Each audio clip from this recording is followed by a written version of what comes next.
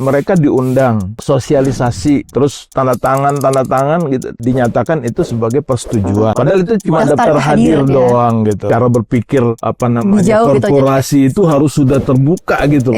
Jangan keuntungan sesaat, tapi bagaimana keuntungan untuk jangka panjang. Sehingga ketika mereka berhadapan dengan pemerintah yang membutuhkan tanah di lahan mereka, ketika mereka berhadapan dengan perusahaan, posisi mereka lemah sekali.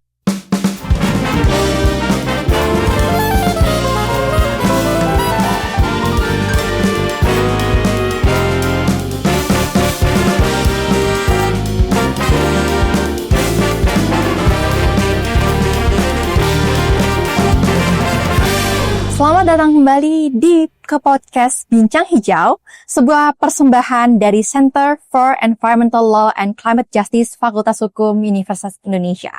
Perkenalkan, saya Jo Josephine, mahasiswi Fakultas Hukum Universitas Indonesia yang akan memandu diskusi pada episode kali ini.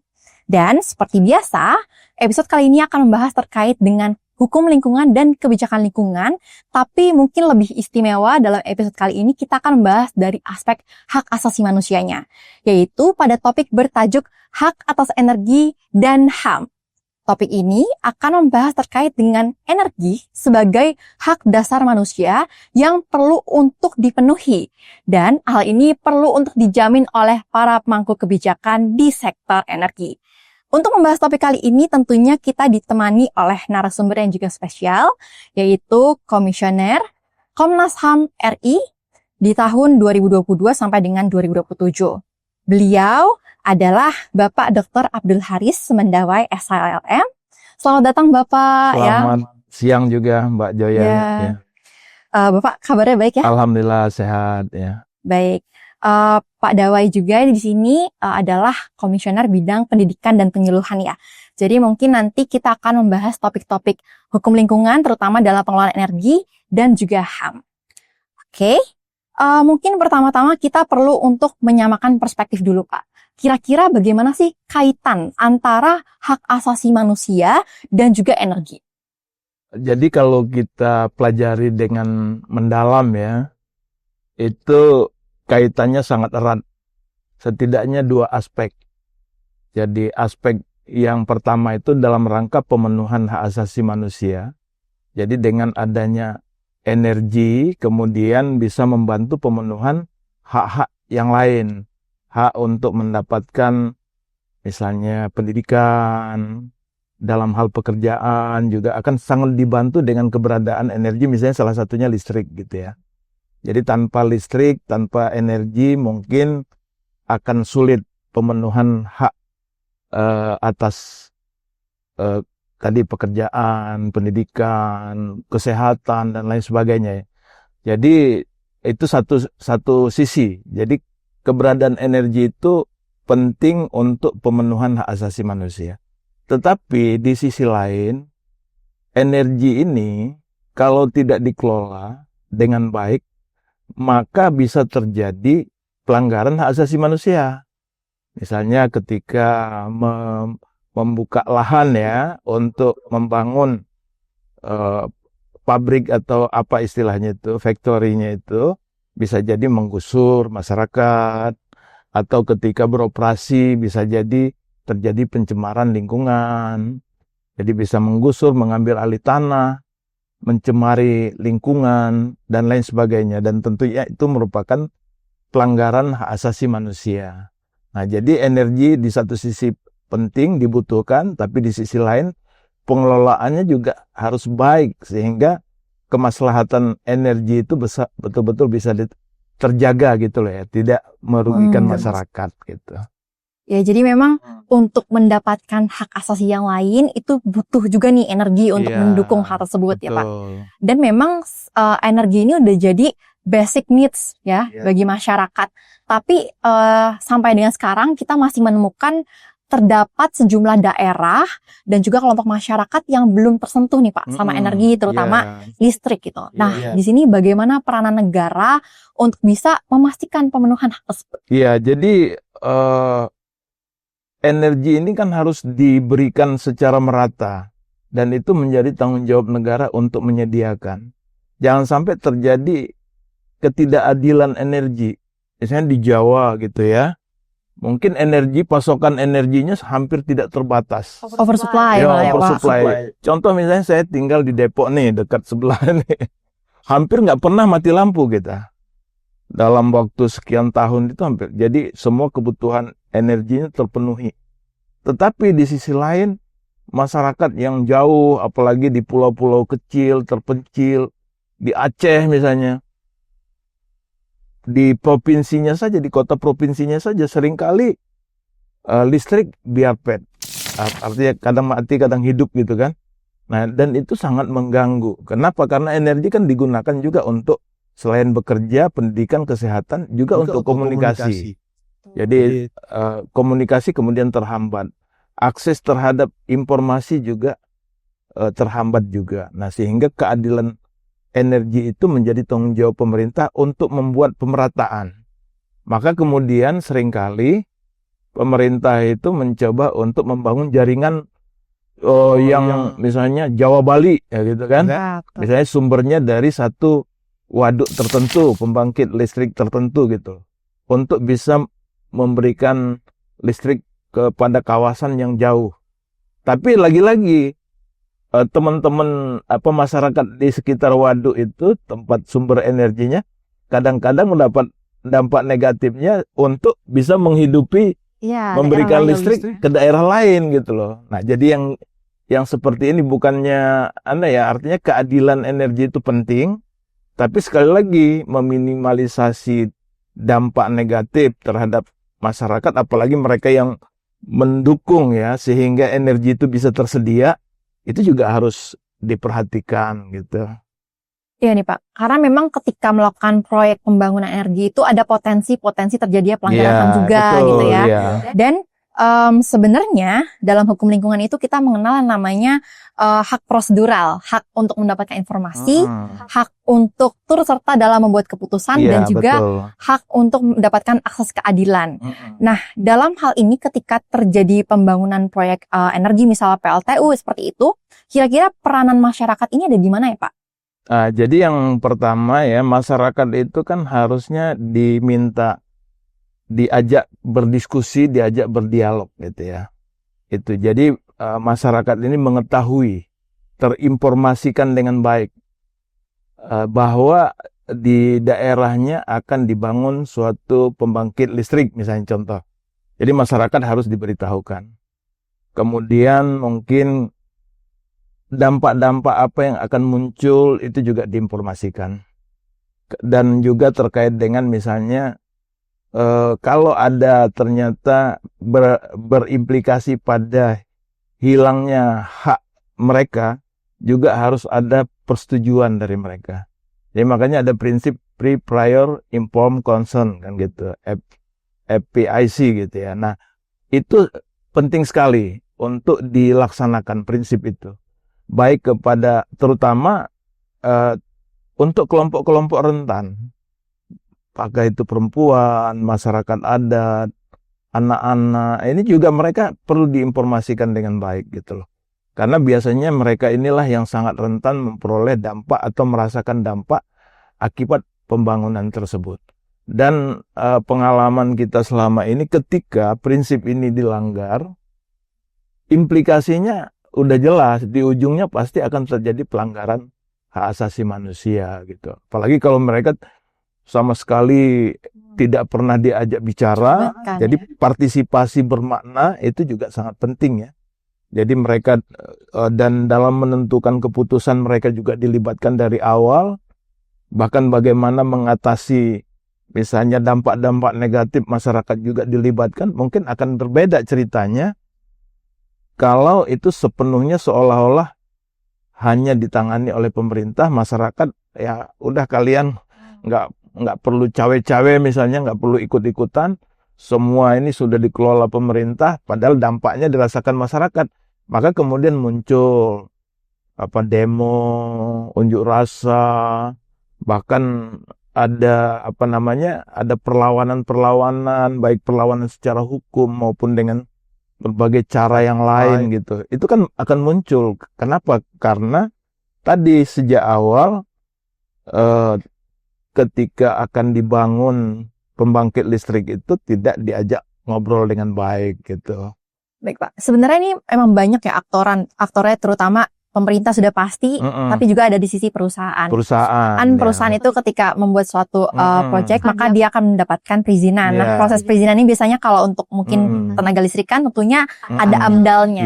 Dan dalam penyusunan AMDAL juga ada yang namanya partisipasi publik di situ, masyarakat terdampaknya. Tapi balik lagi nih Pak, kadang-kadang aspirasi tersebut bersifat formalistik, di mana mereka memang didengarkan aspirasi, tapi tidak menjadi perhitungan dalam pengambilan keputusan, Pak. Kalau seperti itu gimana ya? Ya itu yang tidak genuine ya. Kan segala sesuatunya kan harus genuine ya.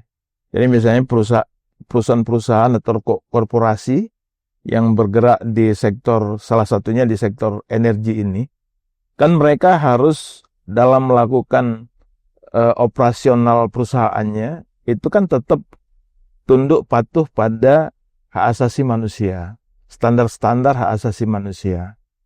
Jadi UN Global Principle ya, itu kan mereka harus tunduk patuh pada aturan.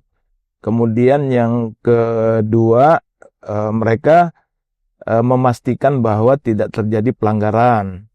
Yang ketiga, kalau ada pelanggaran harus ada remedinya, ada penyelesaiannya, kira-kira gitu kan. Nah, jadi dalam situasi seperti itu, tunduk patuh pada standar aturan itu artinya ketika mereka berkonsultasi ke masyarakat, ya harus betul-betul genuine gitu, ditanyakan benar, disampaikan betul. Jadi kadang-kadang ada beberapa kasus mereka diundang sosialisasi, terus tanda tangan gitu, dinyatakan itu sebagai persetujuan. Padahal itu cuma daftar hadir doang ya. Gitu, daftar hadir misalnya seperti itu. Dan itu banyak ditangani oleh Komnas HAM gitu. Nah, AMDAL itu kan salah satu alat kontrol kan. Alat kontrol untuk memastikan bahwa perusahaan yang akan membangun ini sudah memenuhi persyaratan. Daya dukung lingkungannya nanti seperti apa. Kemudian bagaimana dengan lingkungannya, masyarakat, apa segala macam kan, analis dampak lingkungan itu kan. Apakah dengan adanya perusahaan sebesar itu, dengan kapasitas seperti itu, pencemaran lingkungan yang terjadi atau hasil limbah yang dihasilkan oleh perusahaan itu bisa terolah dengan baik, dengan lingkungan yang seperti itu kan harusnya dihitung semua kan. Nah, jadi tapi karena kalau AMDAL-nya dibuat asal-asalan, yang penting ada, kemudian masyarakat direkayasa untuk setuju, kemudian mereka dapat AMDAL dan kemudian dibangun, ya udah. Itu tinggal menunggu waktu saja. Nah, sekarang kan pertanyaan kita adalah harusnya perusahaan itu berpikir jauh. Berlanjutan bisnisnya harus ya. Sustainability-nya akan seperti apa gitu loh. Jadi kalau banyak demo, ini kan akhirnya terganggu juga kan.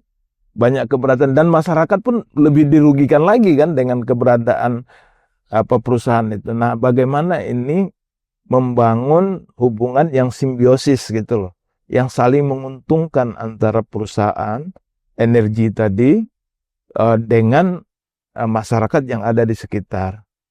Karena justru kalau misalnya tidak sesuai dengan prosedurnya, malah bisa dua pihak yang mengalami kerugian ya. Bisa jadi masyarakatnya, terutama masyarakat pasti. Bahkan perusahaannya juga kemungkinan di masa mendatang bisa mendapatkan penolakan atau bahkan ada ancaman izinnya dicabut ya Pak.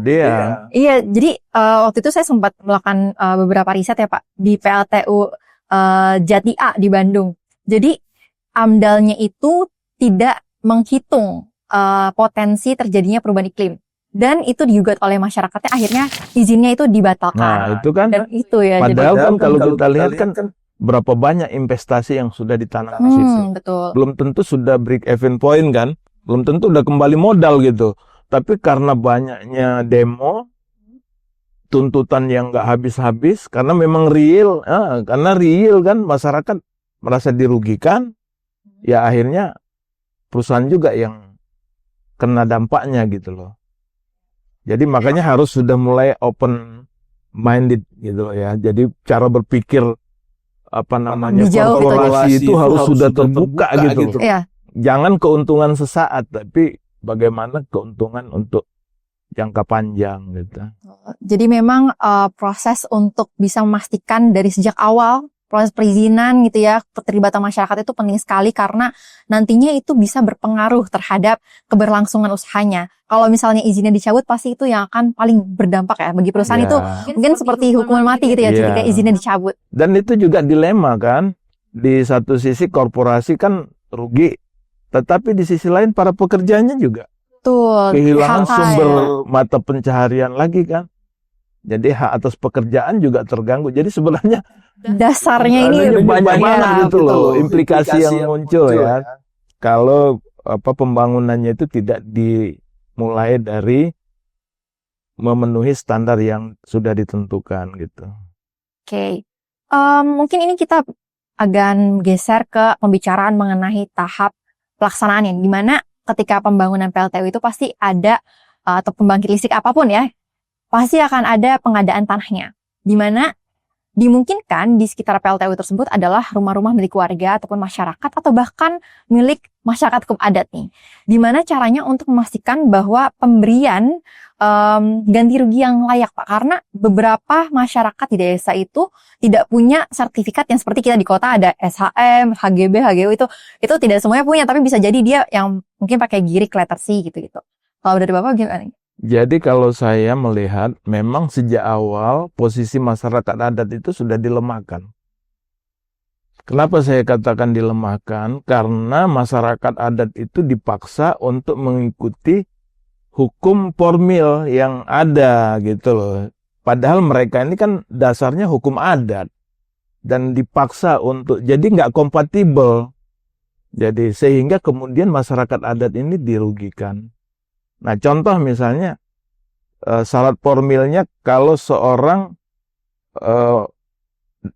dianggap memiliki tanah harus punya sertifikat. Nah, sementara gimana mereka di daerahnya belum ada yang punya sertifikat. Tapi ketika tanah itu dibutuhkan untuk kepentingan pembangunan, ditanya, mana sertifikatmu kalau itu tanah kalian kan? Ya nggak punya mereka gimana kan? Ya otomatis mereka dalam posisi yang sangat rentan, sangat dirugikan gitu loh. Nah padahal kan kalau kita lihat bahwa masyarakat adat itu kan memang diakui, padahal dalam konstitusi pun disebut gitu loh, bahwa masyarakat adat itu ada gitu dan hak kepemilikan itu harusnya tidak hanya semata-mata dasarnya adalah sertifikat atau giri. Kalau di Jawa itu kan ada giri ya, giri atau letter C gitu. Kan enggak, harusnya tidak hanya seperti itu, tetapi juga penguasaan dalam jangka waktu tertentu. Ya, Pak. Oh, berabad-abad itu kan salah satu bentuk kepemilikan juga gitu. Misalnya di beberapa daerah itu mereka sudah tinggal di situ bahkan jauh sebelum Indonesia merdeka. Dan itu bisa dibuktikan dari adanya kuburan, adanya tempat-tempat ibadah, dan lain sebagainya itu mereka punya. Tapi kan di hadapan pemerintah, di hadapan negara, udah nggak punya arti, nggak diakui gitu loh. Dianggap mereka nggak punya hak atas tanah itu. Jadi sejak awal itu posisi mereka memang sudah, istilahnya itu memang sudah tidak adil gitu loh. Perlakuan terhadap mereka itu memang sudah tidak adil gitu loh. Dan kita tahu untuk bagaimana supaya perlakuan terhadap mereka adil, pengakuan terhadap tanah ulayat, tanah masyarakat adat, itu kan perlu ada undang-undang masyarakat adat. Masyarakat hukum adat kan gitu kan, undang-undang masyarakat hukum adat. Dan itu TAP MPR-nya sejak awal tahun 2000 sudah dibuat. Perlu ada undang-undang masyarakat hukum adat. Sampai sekarang sudah 20 tahun lebih belum disahkan. Belum disahkan. Artinya apa? Ya itulah situasinya gitu. Nah, sehingga ketika mereka berhadapan dengan pemerintah yang membutuhkan tanah di lahan mereka, ketika mereka berhadapan dengan perusahaan, posisi mereka lemah sekali, rentan sekali, nggak punya kekuatan. akhirnya yang bisa mereka lakukan ya udah nggak ada pilihan. Perusahaan atau pemerintah hanya bisa misalnya tidak mengakui bahwa itu tanah mereka, tapi hanya mengakui bahwa di atas tanah mereka itulah entah itu pohon, entah itu apa, atau rumah, itulah yang diganti rugi. Jadi ganti rugi terhadap apa yang ada di atas tanah yang sudah mereka bangun. Misalnya, pohon rambutan berapa, pohon durian berapa, kelapa berapa, nanti satu pohon gantinya sekian. Tapi tanah tidak dihitung. Nah, jadi kalaupun mereka mau menerima ganti rugi, ya jumlahnya sangat kecil. Yang kadang-kadang jumlah ganti rugi itu tidak cukup untuk mereka memperoleh tempat kehidupan yang layak di tempat lain. Karena mereka itu kan ada yang petani. Kan rata-rata mereka petani, kebun gitu ya. Yang mereka kalaupun ada uang, kan perlu cari tanah lagi untuk bertani atau berkebun kan. Nah kalau duitnya nggak cukup untuk beli, yang terjadi apa? Ya kemiskinan, pengangguran dan lain sebagainya. Sementara mereka mau masuk ke sektor-sektor formal, ya nggak mungkin karena nggak ada pendidikan ijazah apa segala macam kan, masyarakat kan jarang ya. Nah sehingga itu situasinya. Nah sekarang kan pertanyaan kita adalah, apakah hal seperti ini sudah diperhitungkan oleh pemerintah? Bisa jadi pengambil kebijakan sudah, tapi praktik di lapangan bisa jadi berbeda kan gitu. Jadi ada pihak-pihak yang mengambil keuntungan mungkin ya. Sehingga ya mereka akhirnya yang dirugikan gitu loh. Nah masyarakat adat yang semacam inilah yang kemudian banyak mengadu ke Komnas HAM. Dan kita mencoba untuk ya kadang-kadang kita mediasi, kalau memang masih bisa dimediasi, kita mediasi.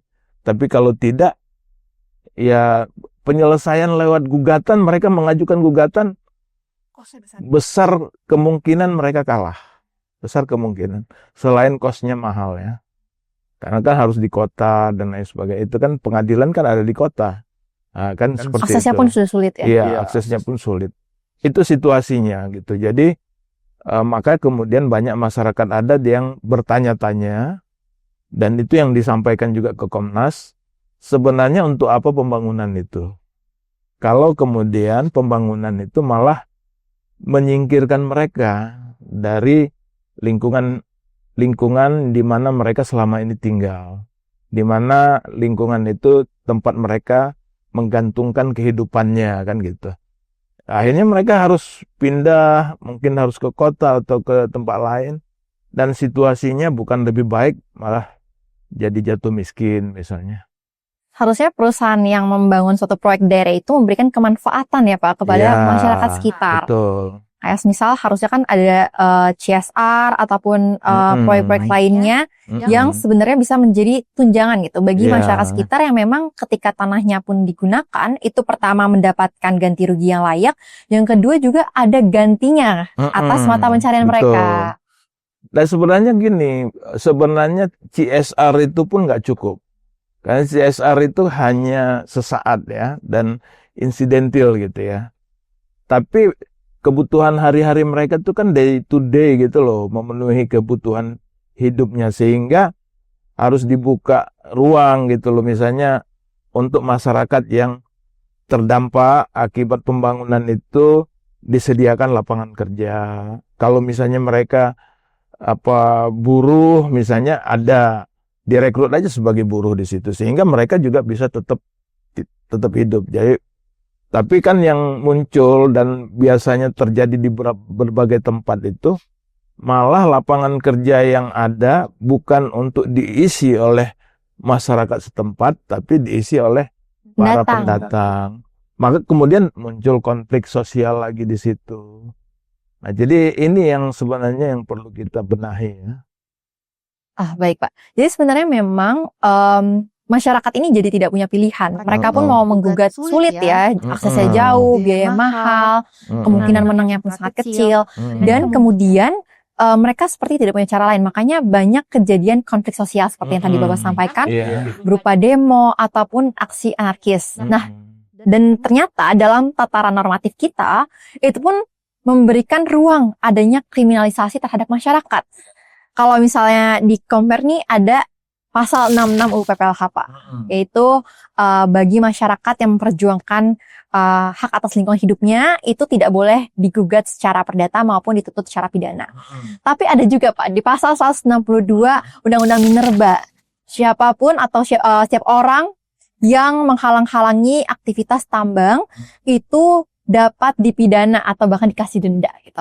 Nah, ini kan ada dua norma yang saling bertentangannya Pak. Dan bahkan banyak kasus-kasus, jadi ada satu kasus mereka tuh menolak aksi pertambangan, kemudian dalam demo tersebut ternyata adalah salah satu masyarakat yang membawa bendera Sajam. Palu Arit Pak. Oh, Palu Arit. Dan itu ternyata dibawakan ke dalam gugatan SLAP. Jadi perusahaan tersebut menggugat ke pengadilan atas dasar adanya menyebarkan ajaran marxisme. Jadi marxisme itu kan sebenarnya tidak berkaitan dengan isu utamanya ya Pak. Jadi bentuknya kriminalisasi aja. Kalau seperti itu bagaimana peranan negara terutama dalam menjamin mereka pun ketika ingin melakukan memperjuangkan hak mereka tidak dikriminalisasi.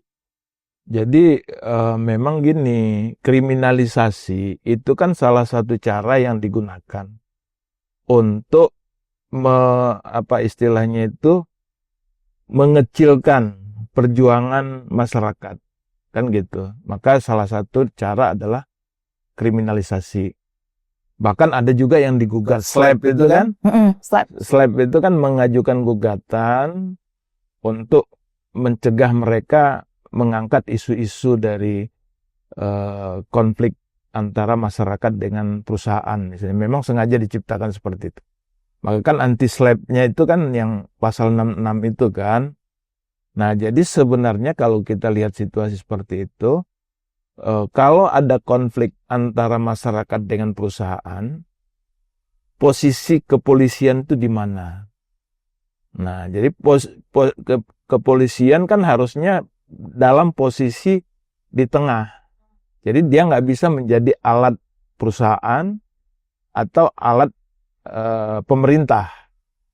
Tapi dia itu kan alat negara. Mereka harus berdiri di posisi yang netral. Kan gitu harusnya. Nah, jadi sehingga tidak ada kesalahan mereka ini dicari-cari. Nah, kan gitu kan. Akhirnya ada aja cara untuk mengkriminalisasikan mereka. Meskipun pada akhirnya kan sekarang ini ada beberapa yang bisa lolos ya. Ada beberapa yang bisa, misalnya yang yang di Karimun Jawa ya. Itu kan akhirnya kan dibebaskan gitu kan.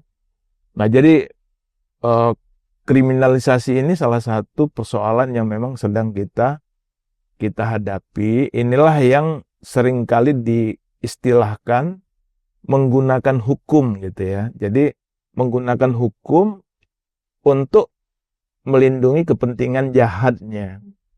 Kan jelas itu kan masyarakat di situ melakukan perlawanan kan ada dasarnya gitu loh.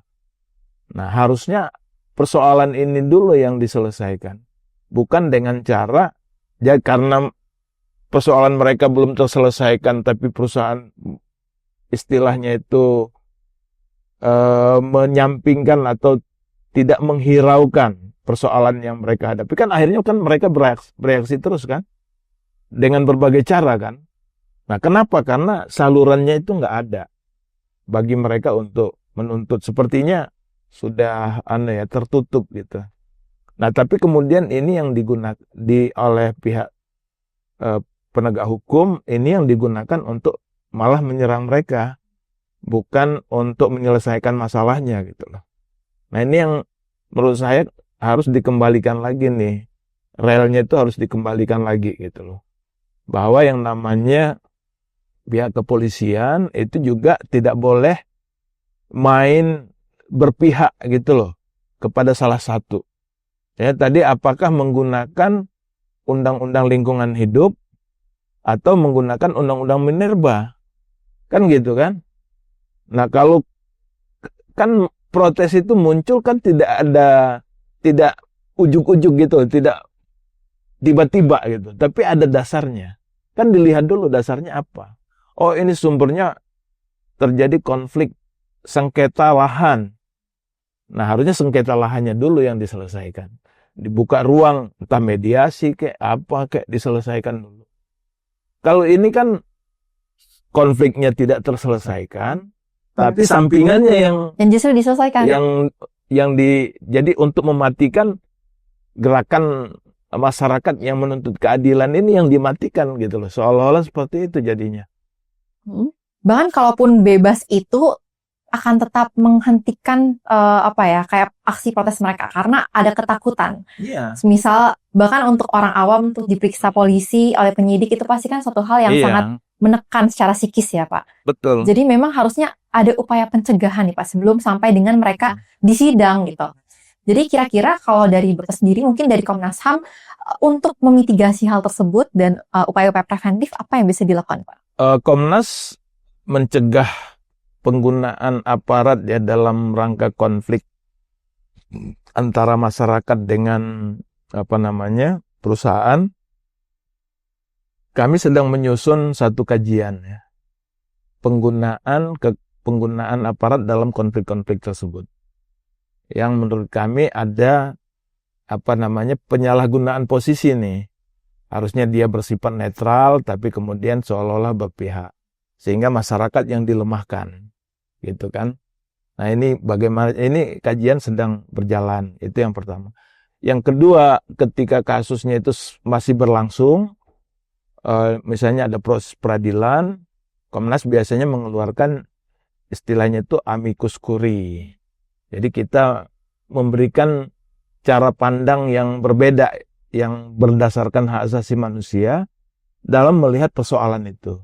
Lihat, ini kan ada sengketa lahan, ada mereka sudah lama bertahun-tahun tinggal di daerah itu, tahu-tahu muncul perusahaan yang kita juga nggak tahu sejauh mana persyaratan itu sudah terpenuhi atau tidak, tahu-tahu mereka membangun, kemudian menimbulkan gejolak di masyarakat. Nah, kita membuat opini terkait itu melalui amicus curiae-nya.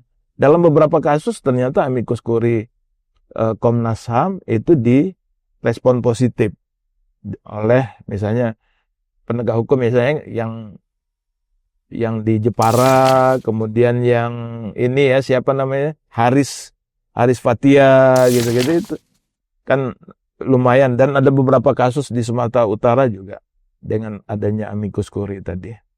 Nah, yang lain juga ketika terjadi konflik semacam ini, Komnas melakukan pemanggilan kepada pihak-pihak terkait.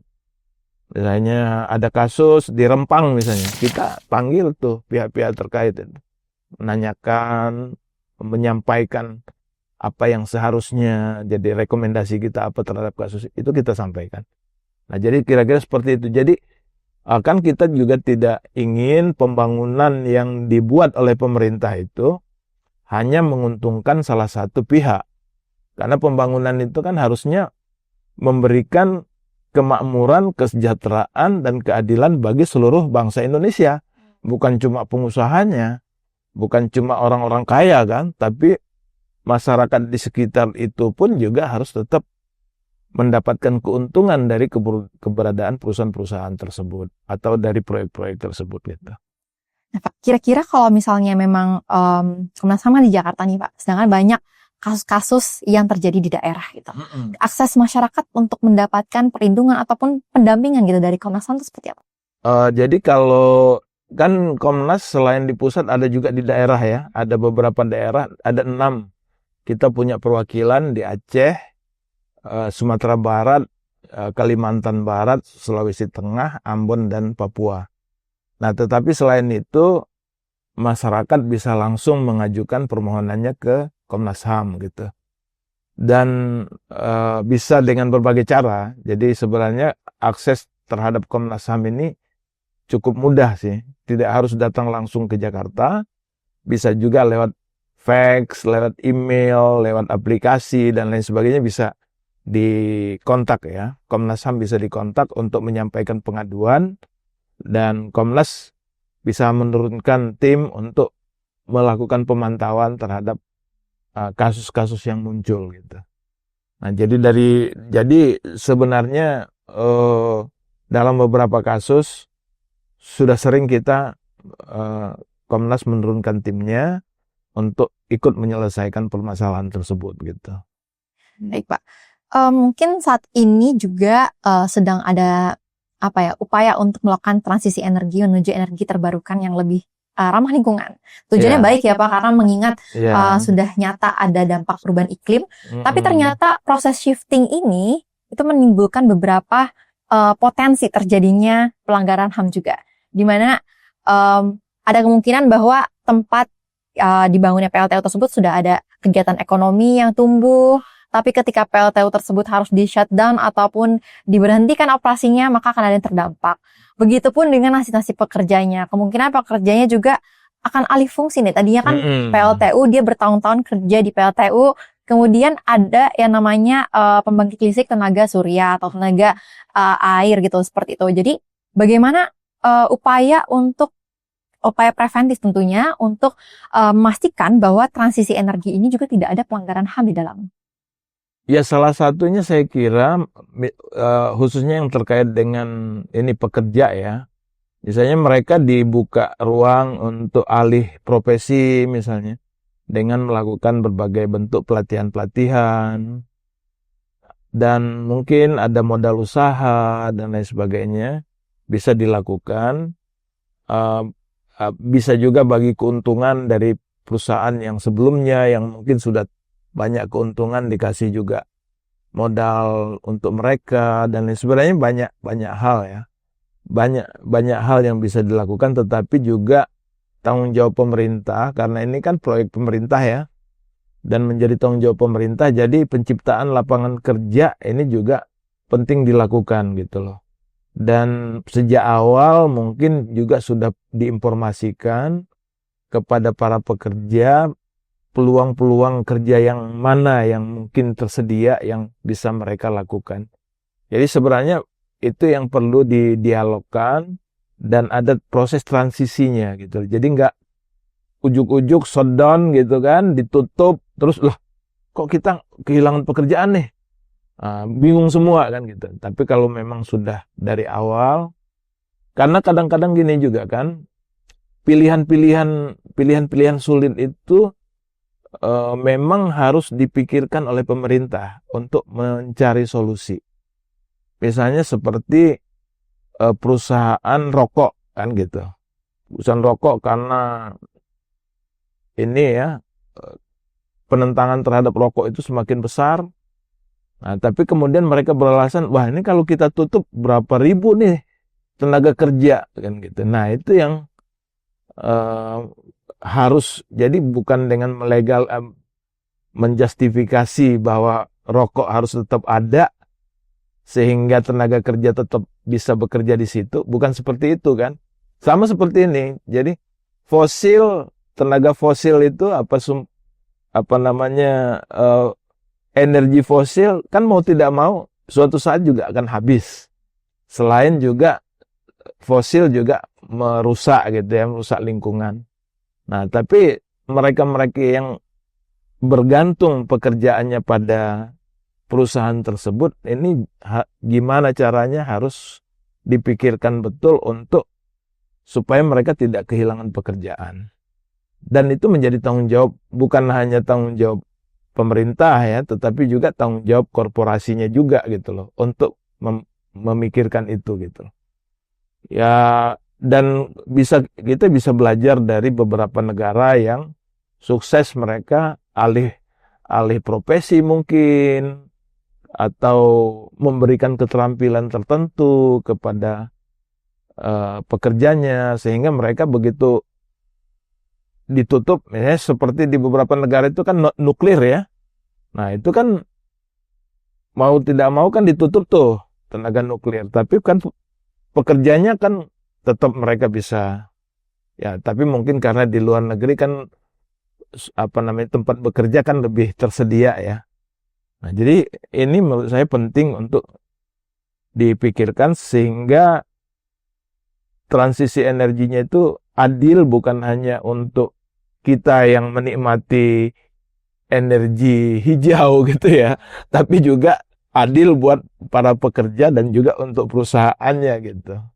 Dan itu memang nggak mudah untuk cari solusi, kita harus studi komparatif atau gimana. Jadi memang untuk melakukan transisi energi ini harus secara bertahap dulu ya Pak. Jadi jangan langsung energi fosil ditinggalkan dan kemudian nantinya akan ada dampak-dampak terhadap masyarakat yang mengalami kehilangan pekerjaan. Dan tentunya ini kan kadang-kadang kita selalu diperhadapkan dengan isu soal cost-nya mahal nih Pak. Apalagi kan untuk training lagi pekerja-pekerjanya itu, jadi mereka kadang-kadang memilih untuk rekrut yang emang sudah bersertifikat gitu. Dan itu yang menjadi isu. Mungkin sebagai penutup ya Pak, kira-kira yang sudah dipersiapkan oleh Komnas HAM untuk bisa memitigasi permasalahan nanti transisi energi menuju energi terbarukan, terutama mengenai hak pekerjanya itu seperti apa? Ya, jadi yang dilakukan oleh Komnas HAM yang pertama kan kita juga membuat beberapa kajian ya. Tadi yang pertama kajian. Karena dengan kajian itu akan melahirkan sejumlah rekomendasi-rekomendasi. Nah, kemudian yang kedua, kita juga membuat semacam standar norma dan pengaturan, misalnya bagaimana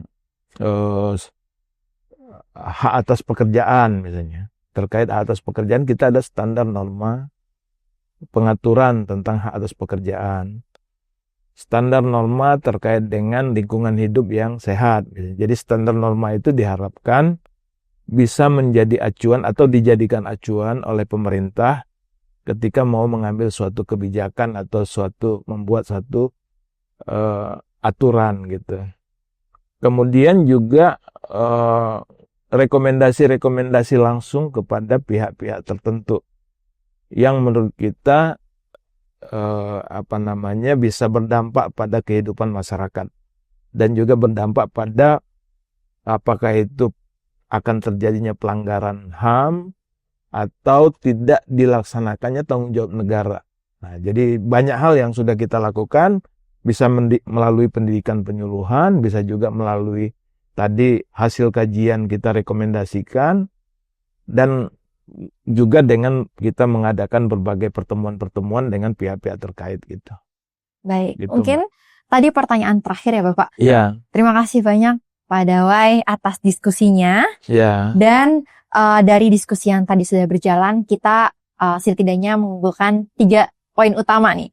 Yang pertama bahwa energi itu adalah hak dasar yang mampu untuk mendukung pemenuhan hak-hak lainnya. Jadi kalau misalnya hak atas energinya tidak terpenuhi, besar kemungkinan dan bahkan sudah pasti hak-hak lainnya juga tidak terpenuhi. Yang kedua adalah dalam proses pembangunan proyek energi ini tentunya perlu dilibatkan peranan masyarakat mulai dari tahapan perencanaan hingga tahap pelaksanaan. Pertama itu untuk mencegah kerugian dari masyarakat, dan yang kedua juga mencegah kerugian dari sisi perusahaan untuk keberlangsungan dari sisi bisnisnya. Sustainability. Betul. Dan juga yang ketiga adalah di sini ada peranan dari Komnas HAM untuk bisa mendampingi masyarakat ketika memang membutuhkan adanya pendampingan dalam menghadapi persoalan-persoalan hak asasi manusia yang mungkin dalam masyarakat mengalami misalnya ketidakterlibatan dalam proses pembangunannya, dan itu bisa dilakukan pendampingan oleh Komnas HAM. Mungkin itu saja untuk episode kita pada hari ini. Terima kasih sudah menyimak episode mengenai hak atas energi dan juga HAM. Selanjutnya kita akan berjumpa lagi dalam episode-episode berikutnya pada podcast Bincang Hijau. Dan tentunya kita akan membahas lebih banyak isu-isu terkait dengan hukum lingkungan dan kebijakan lingkungan. Sampai jumpa.